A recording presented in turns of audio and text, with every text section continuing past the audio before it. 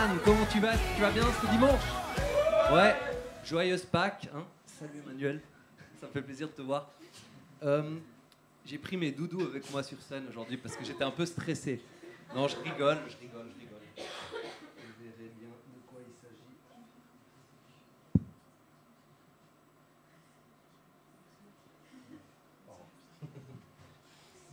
Et bienvenue à toi si tu nous suis en ligne. Bienvenue à toi pour cette célébration de Pâques. J'ai envie de te dire joyeuse Pâques. C'est le dimanche de Pâques, c'est pour ça qu'on est là ensemble dans ce moment et on va vivre une célébration pas croyable ensemble. Ça va être vraiment cool. Et j'ai envie de commencer en te posant cette question. Est-ce que tu as faim et soif d'amour, hein? Ou t'en as assez dans ta vie ou bien tu as encore un peu de place? Parce que le message de Pâques, c'est le message du plus grand acte d'amour qui ait jamais été vécu, qui ait jamais été exprimé. Et ce message-là, il t'est destiné à toi personnellement, à chacun d'entre nous ici. Et donc on peut vraiment se réjouir de ce dimanche en fait, où on fête quelque chose de très spécial. Peut-être tu as déjà entendu parler de l'amour de Dieu de cette manière. On dit que Dieu, il t'aime grand comme ça. Tu as déjà entendu ça? C'est ce qu'on va aller voir aujourd'hui ensemble. Et la réalité, c'est que c'est pas les clous qui ont retenu Jésus pendu à la croix, mais c'est son amour personnel pour toi et moi. Et du coup, aujourd'hui, on va aller voyager et voir de quoi il s'agit. C'est quoi le sens du message de Pâques, de la croix? Il y aura beaucoup de citations, il faudra m'excuser, mais c'est pour aller vraiment un peu mieux saisir tout ça ensemble. Et puis, la première que j'ai envie de te donner, qui est d'un auteur inconnu, c'est en anglais « It's not about the bunny, it's about the lamb ». Hein? C'est ça, le message de Pâques, c'est l'agneau, pas le lapin. Alors, le lapin, il est sympa, hein, mais voilà, on va le mettre ici pour aujourd'hui. Et puis, aujourd'hui, il s'agit de l'agneau. Donc ça va être Jésus pour nous aujourd'hui. Hein, parce que Jean-Baptiste a annoncé Jésus comme l'agneau qui vient ôter le péché du monde. C'est de ça qu'il s'agit. Donc, c'est pas à propos du lapin, c'est à propos de l'agneau. Et les événements qui se sont déroulés pour Pâques sont des événements pas croyables quelque part. C'est quelque chose de fou qui s'est passé, mais en même temps qu'on est amené à y croire en fait. Et c'est cette œuvre accomplie, terminée à la croix. Alors je ne sais pas si tu sais, est-ce que tu sais pourquoi les chrétiens ils se retrouvent le dimanche pour un culte, la messe, pour célébrer Jésus finalement? Eh bien, c'est tout simplement parce que c'était le jour de la résurrection. Hein? Il y a le vendredi saint où Jésus-Christ est mort à la croix, et le dimanche de Pâques, c'est le dimanche de la résurrection, où il s'est relevé d'entre les morts. Et donc, peut-être qu'il y a cette question, parce que c'est quand même quelque chose de spécial, de miraculeux qui s'est produit, de surnaturel. Est-ce que c'est raisonnable d'y croire, hein, à ce message de Pâques? Et qu'est-ce que ça change finalement? Alors, on va commencer avec...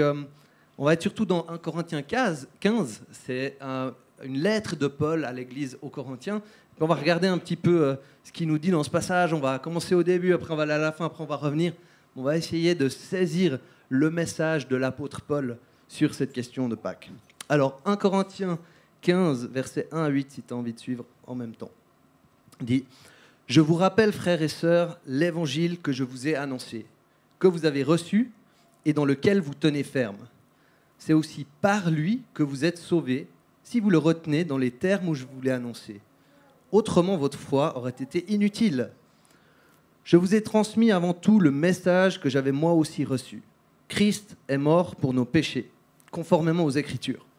Il a été enseveli et il est ressuscité le 3e jour, conformément aux Écritures. Ensuite, il est apparu à Céphas, puis aux 12. Après cela, il est apparu à plus de 500 frères et sœurs à la fois, dont la plupart sont encore vivants et dont quelques-uns sont morts. Ensuite, il est apparu à Jacques, puis à tous les apôtres après eux tous. Il m'est apparu à moi aussi comme un enfant né hors terme. Oui, parce que Paul, c'est le dernier des apôtres qui a eu cette révélation sur la route de Damas. Et dans ce passage, Paul, il nous rappelle l'évangile, ce que c'est l'évangile. Et en ces termes, c'est quelque chose qui se reçoit, c'est quelque chose auquel on doit tenir ferme, et puis c'est un évangile qui sauve si on le garde, si on ne le déforme pas finalement, et qu'on le vit selon la manière que lui l'a annoncé. Donc, Jésus est venu sur terre, il a été incarné, ensuite il est allé sur cette croix, mourir, il est mort sur cette croix, on l'a descendu, il a été enseveli dans un tombeau 3 jours, et le 3e jour, il s'est relevé des morts. C'est ça l'évangile que Paul nous donne. Et puis finalement, il nous dit, oui, c'est assez pas croyable ce qui s'est passé, mais on a de nombreux témoins. Plus de 500 personnes qui ont vu Jésus-Christ ressuscité. Et donc, Fulton J. Sheen nous dit, à moins qu'il n'y ait le vendredi saint dans votre vie, il ne peut y avoir de dimanche de Pâques. Donc, à moins du jour de la mort de Jésus-Christ, il n'y a pas le dimanche de la résurrection. Et finalement, ce que nous dit cette petite citation, c'est qu'on a besoin de comprendre ce que Jésus a porté à la croix quand il allait mourir pour nous. Il a pris toutes nos fautes, tous les trucs minables qu'on a des fois faits. Il a pris toute notre déchéance, toutes nos erreurs. Le poids du péché était sur lui de manière tellement violente que le texte nous dit qu'il est devenu objet de malédiction à notre place. C'est aussi grand que ça qu'est l'amour de Dieu pour nous. Et donc ça, c'est ce qui s'est passé au vendredi saint. Jésus a réglé une bonne fois pour toutes la question du péché dans notre vie. Et donc cette crucifixion est vraiment importante, mais en fait, ce n'est pas la totalité de l'histoire de l'Évangile. Il y a une suite, parce que Paul nous dit qu'il a été enseveli et il s'est relevé le 3e jour. Et donc, on parle d'un miracle, de quelque chose de surnaturel, mais il y a de nombreux témoins. Et la question nous vient, c'est est-ce qu'on peut faire confiance ? Est-ce qu'on peut faire confiance à ces témoins ? Et le message biblique sur cette question. Alors, différentes personnes ont tenté d'émettre des objections à la croix, finalement, de dire que Jésus-Christ, en fait, il ne se serait pas relevé des morts. Il n'y a pas eu de résurrection, selon eux. Et je vous propose, on ne va pas aller en détail parce qu'on n'aura pas l'opportunité, mais juste de regarder quelques objections un petit peu communes que les gens ont fait, finalement, à la résurrection de Jésus. La première, c'est que Jésus se serait évanoui. En fait, il n'était pas vraiment mort sur la croix. Et elle est un peu compliquée, cette théorie à assurer, parce que finalement, personne ne survivait à la crucifixion à l'époque des Romains. Le célèbre historien du 1er siècle, Flavius Joseph, nous dit que sur les décennies de crucifixion, une seule personne est redescendue vivante de la croix. À une occasion, elle est morte dans les 24 heures qui suivaient. Parce que finalement, si une personne ressortait vivante de la crucifixion, c'est les soldats qui allaient mourir. C'était leur peine pour ça. Donc ils s'assuraient que les gens soient bien morts, quoi. Et c'était ça le but de la lance qui a été mise dans le côté de Jésus. Et puis bon, cette théorie, elle est compliquée parce que Jésus aurait passé 2 ou 3 jours sans nourriture, sans eau. Il a traversé une torture, mais d'une intensité absolument épouvantable. Et puis après ça, s'il était descendu de la croix évanoui, il aurait été encore embaumé avec 30 à 40 kg d'épices, emballé dans des bandes très très serrées, très tassées. Donc t'imagines, si t'es déjà à 2 doigts de la mort, ça c'est le coup de grâce, on est sûr. Et puis ensuite, il aurait été mis dans un tombeau, il se serait relevé dans son tombeau, enlevé toutes ses bandelettes, il aurait écarté une pierre de 2,5 à 3 tonnes, traversé une cohorte, 12 soldats romains qui étaient des terribles guerriers, et puis il aurait traversé la ville incognito, réuni ses disciples qui étaient éparpillés, et dit « Je suis la résurrection et la vie ». Ça tient pas trop la route. Deuxième thèse, c'est l'idée que le corps aurait été volé. Donc ça, c'est de nouveau une théorie qui fait pas tellement de sens, parce qu'en fait, ce qu'on voit au niveau des disciples, c'est que à la crucifixion de Jésus, c'est pas les mecs les plus courageux, quoi. Ils sont éparpillés, ils ont peur. Finalement, c'est un petit peu ils sont vraiment saisis par la peur. Et les soldats romains, c'était vraiment les plus terribles guerriers de l'époque antique. Donc, si les disciples venaient par un quelconque moyen subtiliser le corps, de nouveau, les soldats qui gardaient le tombeau seraient exécutés. Et puis finalement, c'est en contradiction avec tous les enseignements que Jésus a donnés à ses disciples. d'être honnête, d'être véridique sur les faits de qu'est-ce qui se passe ou non. Donc là, ils rentreraient finalement dans une sorte de fraude, de voler le corps et puis ensuite faire croire à une résurrection. Et puis le dernier élément qui finalement montre que ça fait vraiment pas de sens, c'est qu'ils sont tous morts après. Sauf l'apôtre Jean, ils sont tous morts pour avoir annoncé la résurrection de Jésus. Je ne crois pas qu'ils seraient morts pour un petit truc qu'ils avaient inventé eux-mêmes. Donc, ensuite, il y a une troisième théorie qui dit que les disciples se seraient trompés de tombeau. Mais de nouveau, c'est compliqué, parce que s'ils avaient trouvé un autre tombeau vide, pourquoi ils auraient conclu à une résurrection ? En fait, la réalité, c'est que quand Marie-Madeleine a trouvé le tombeau vide, elle n'a pas conclu à une résurrection. Elle a dit « ils ont volé le corps du maître ». C'est ça. Donc finalement, c'est plutôt d'autres éléments qui ont convaincu les disciples de la résurrection de Jésus-Christ. Et puis de toute façon, c'était compliqué de se tromper de tombeau parce que tout le monde savait que c'était dans le tombeau de Joseph d'Arimathée qu'il a été déposé. Il y avait les gardes romains que Pilate avait placés devant. Et donc encore une fois, pas très très crédible finalement la théorie. Et puis une autre qui est assez populaire, c'est la théorie de l'hallucination collective. Je ne sais pas si tu as déjà entendu ça, mais finalement, ça fait vite... c'est intéressant, tu entends ça, tu dis « ah ouais, ok ». Mais tu réfléchis 2 secondes, puis tout s'écroule, quoi. Toutes les personnes qui auraient vu Christ après sa mort auraient vécu une sorte d'hallucination collective.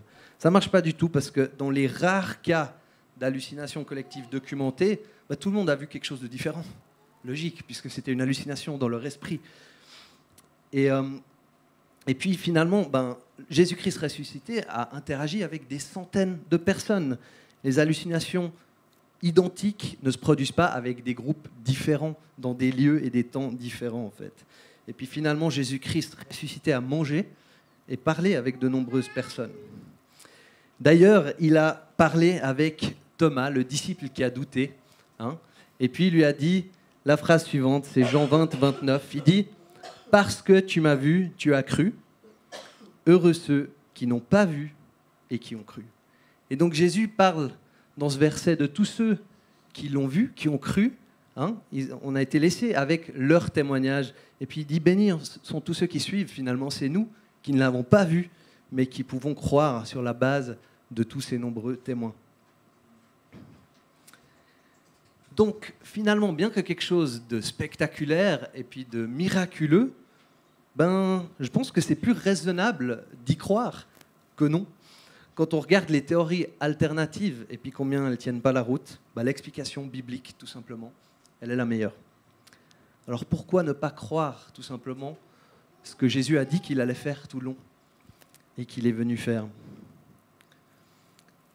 Et si on est ouvert finalement à une dimension du miraculeux, du surnaturel de Dieu, c'est plus un problème d'envisager la mort et la résurrection de Jésus-Christ. Si on a une perspective 100% cartésienne, raisonnable, scientifique de la vie, là c'est un petit peu compliqué. Et à une époque, moi j'étais comme ça, je voulais que tout s'explique finalement, et je pensais que c'était la seule manière de voir le monde, et même la foi finalement, ce qu'il fallait c'était mettre en avant l'apologétique, qui est la défense rationnelle de la foi. C'est très bien, parce que finalement Dieu nous a donné une foi qui tient la route, en fait, elle tient l'épreuve de la raison. Mais il y a plus que ça, il y a aussi une expérience à faire avec Dieu, une expérience surnaturelle. Et j'ai vécu de nombreuses choses dans mon parcours de foi, finalement, qui ne s'expliquent pas rationnellement, et qui font partie de cette catégorie-là, mais qui sont bien, bien réelles. Je ne sais pas si, ici, parmi vous présents, est-ce qu'il y en a qui ont déjà fait une expérience spirituelle, surnaturelle, que vous ne pouvez pas expliquer par la raison ? Ouais. Voilà. Donc... C'est ça, finalement, avec l'expérience et la vie du Saint-Esprit, tout à coup, les miracles peuvent se produire. Et non seulement ça, mais la croix est attestée aussi par la raison. Alors maintenant qu'on a vu toute cette question de la résurrection, la question c'est qu'est-ce que ça change ? Qu'est-ce que ça change dans ma vie ? Et on va reprendre du coup dans le chapitre où on était. Cette fois-ci, on est au verset 17. Et Paul nous parle de ça. Il dit... Or, si Christ n'est pas ressuscité, votre foi est inutile. Vous êtes encore dans vos péchés. Et par conséquent, ceux qui sont morts en Christ sont aussi perdus. Si c'est pour cette vie seulement que nous espérons en Christ, nous sommes les plus à plaindre de tous les hommes. Mais en réalité, Christ est ressuscité, précédant ainsi ceux qui sont morts. En effet, puisque la mort est venue à travers un homme, donc Adam, c'est aussi à travers un homme qui est venu la résurrection des morts, Jésus-Christ. Donc Paul explique que si tu n'as pas la résurrection, ta foi est inutile, tu es encore dans ton péché, donc pas pardonné, tu es perdu pour l'éternité finalement, il n'y a pas le salut non plus. Et puis non seulement ça, mais on est les plus à plaindre de tous les hommes. C'est assez violent. Et donc on se rend compte de l'importance de la résurrection, du dimanche de Pâques. Je ne sais pas si vous connaissez Phil Wickham, c'est un artiste de louange. Il a écrit un chant et le refrain, ça fait « Friday's good cause Sunday's coming ». Hein? Parce qu'en anglais, le vendredi saint, on l'appelle Good Friday. Hein? C'est le bon vendredi. Et donc il dit « Vendredi est bon parce que dimanche arrive ». Ou encore Bernard Langer, c'est un golfeur qui a eu un réveil comme ça de la foi dans sa vie. Il dit « Pour un chrétien, le dimanche de Pâques signifie tout quand nous fêtons la résurrection de Jésus-Christ. » Et donc la question suivante qui nous vient avec tout ça, c'est qu'est-ce que moi je fais de tout ça? C'est quoi notre réponse finalement à cette bonne nouvelle pour notre vie? Une bonne nouvelle de pardon, d'éternité, de relation avec Dieu restaurée. Cette œuvre de la croix. Donc Paul répond à cette question pour lui-même au verset 9 et 11 du même chapitre. Il dit « En effet, je suis le plus petit des apôtres, et je ne mérite même pas d'être appelé apôtre, parce que j'ai persécuté l'Église de Dieu. Mais par la grâce de Dieu, je suis ce que je suis, et sa grâce envers moi n'a pas été sans résultat. Au contraire, j'ai travaillé plus que tous, non pas moi toutefois, mais la grâce de Dieu qui est avec moi. Ainsi donc, que ce soit moi ou que ce soit eux, voilà le message que nous prêchons, et voilà aussi ce que vous avez cru. » Dimanche dernier, Christian, il nous a dit ce qu'on fait, notre service finalement, même si on sert dans l'église, tout ça dans une équipe, ne peut rien ajouter à la croix. C'est 100% juste. C'est vrai, ton service n'ajoute absolument rien à la croix. Mais par contre, si tu as la grâce, ton service est grand. Tu vois le truc? Je ne sais pas si tu as déjà entendu parler des Mormons, c'est ce qu'on peut qualifier d'une secte. Où ils se disent chrétiens, mais vraiment, ils ne le sont pas finalement. Et eux, dans leur théologie, ils disent la phrase suivante. « Car nous savons que c'est par la grâce que nous sommes sauvés. » Ah, cool, jusque-là, c'est bon. « Car nous savons que c'est par la grâce que nous sommes sauvés après tout ce que nous pouvons faire. » Ouf, ouf. Ça, c'est un gros problème. Parce que finalement, je vous lis la suite sur leur site, ils expliquent ce que ça veut dire. L'expression « après tout ce que nous pouvons faire » enseigne que nous devons faire des efforts pour recevoir la plénitude de la grâce du Seigneur et être rendus dignes de demeurer avec lui. Donc en gros, tu dois faire des efforts pour la grâce de Dieu. En fait, ce n'est pas du tout ça la grâce que Paul il a annoncée. Tu ne pourras jamais, aucun de tes efforts ne te permettra d'atteindre, d'acquérir la grâce de Dieu. C'est un cadeau, ça ne se mérite pas un cadeau.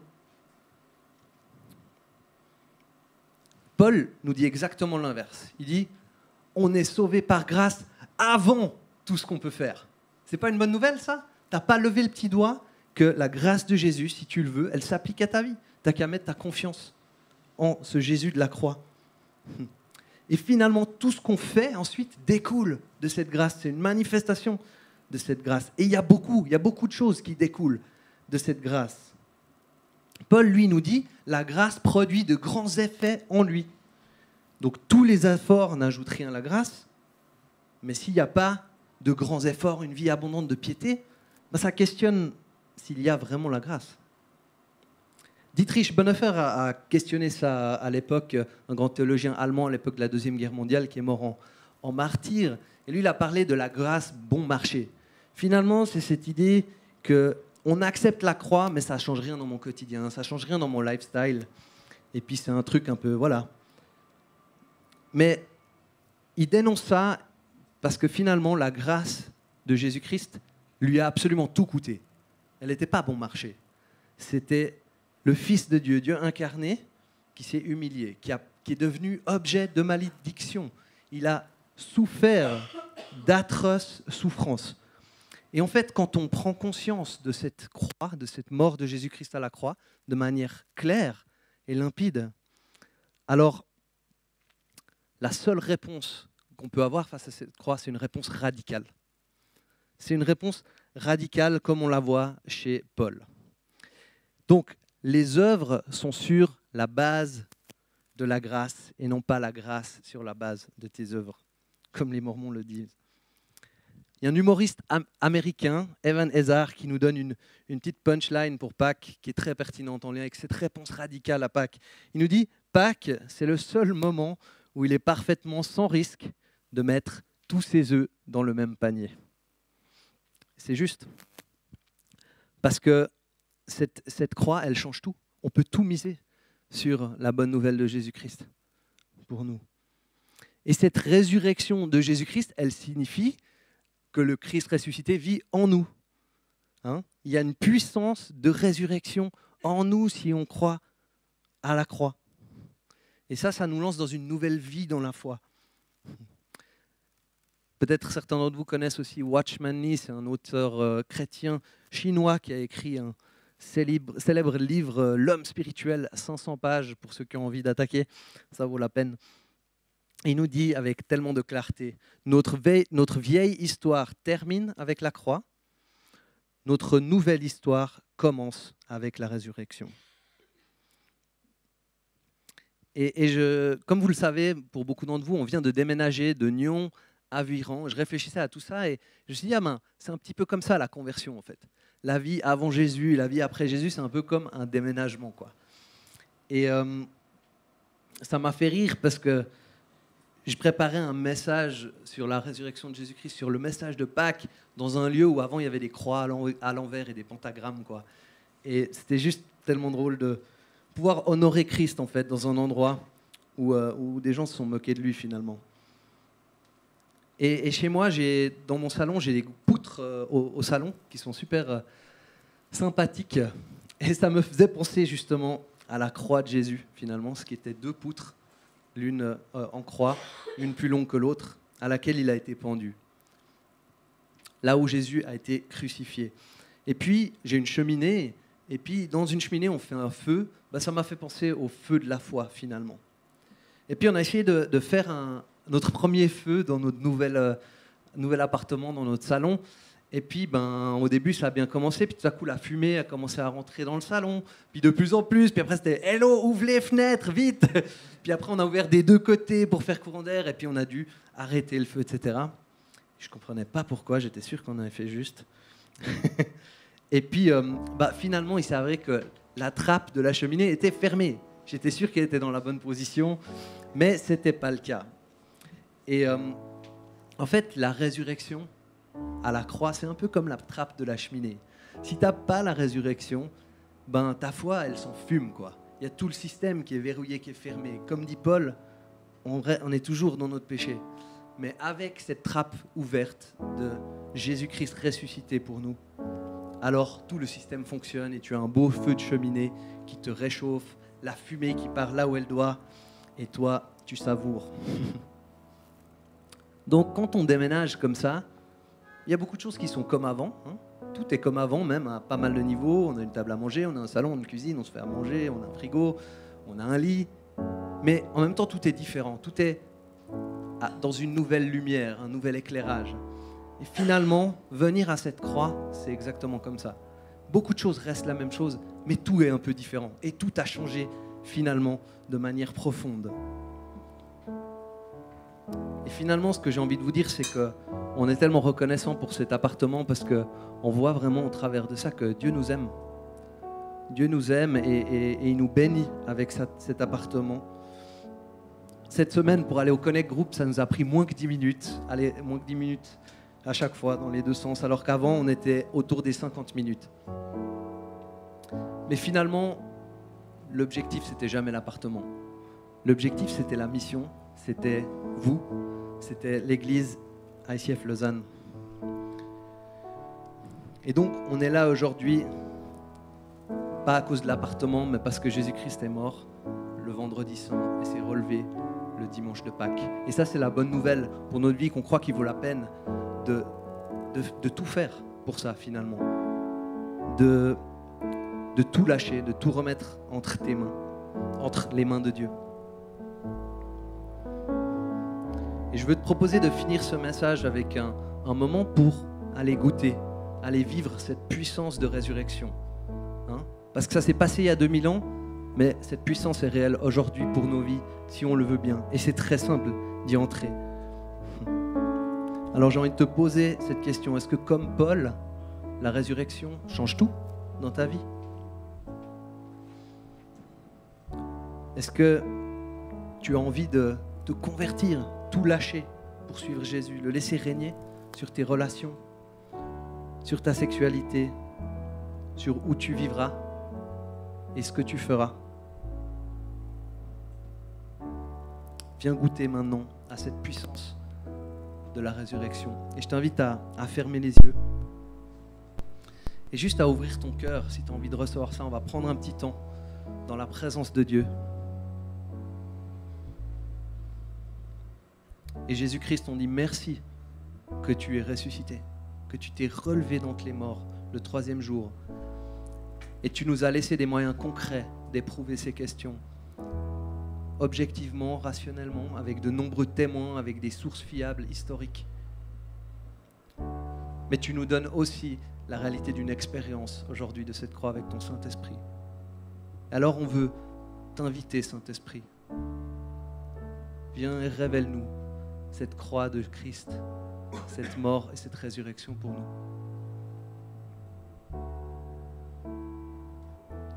Et cette puissance de résurrection, c'est une puissance qui ramène les choses mortes à la vie. Peut-être les choses mortes dans notre foi à la vie. Peut-être un aspect, un domaine de notre vie. Seigneur, merci que ce Saint-Esprit qu'on rencontre maintenant même, c'est celui qui a levé Jésus-Christ d'entre les morts. Alors viens, parle à chacun, souffle sur nous un vent de vie et de résurrection. Et parle-nous et montre-nous ce que tu as envie de nous donner. Montre-nous cette vie riche et d'abondance qu'il y a avec toi, le Christ ressuscité. On t'écoute maintenant, Seigneur, viens.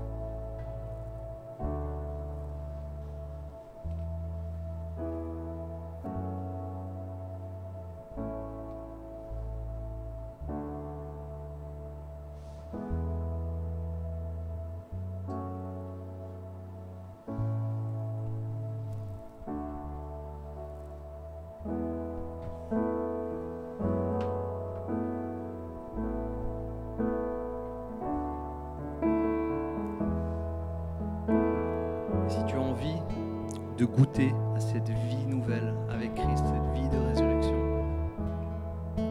Le moyen pour recevoir ça, c'est la foi. Tu n'as qu'à mettre ta foi en Jésus-Christ et ce qu'il a fait à la croix pour toi. Tes péchés qu'il a portés, le pardon qu'il t'offre et la vie éternelle avec le Père.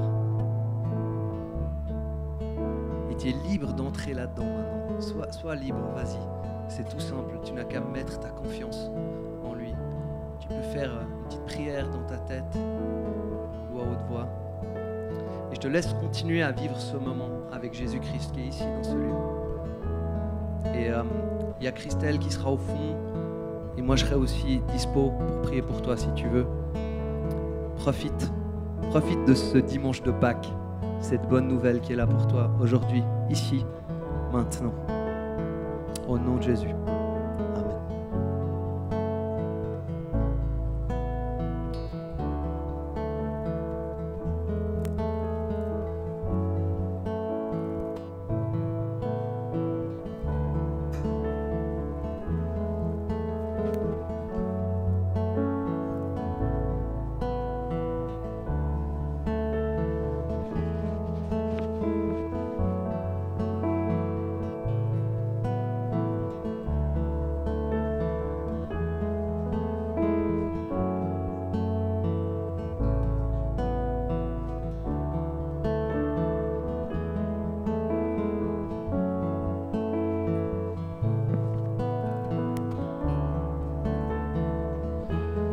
Et si toi tu as envie aussi, on a la Sainte Seine ce dimanche, donc ça représente le corps de Jésus brisé pour toi à la croix et son sang qui a été versé pour nous.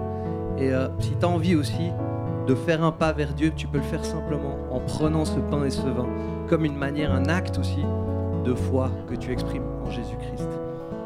Sois béni.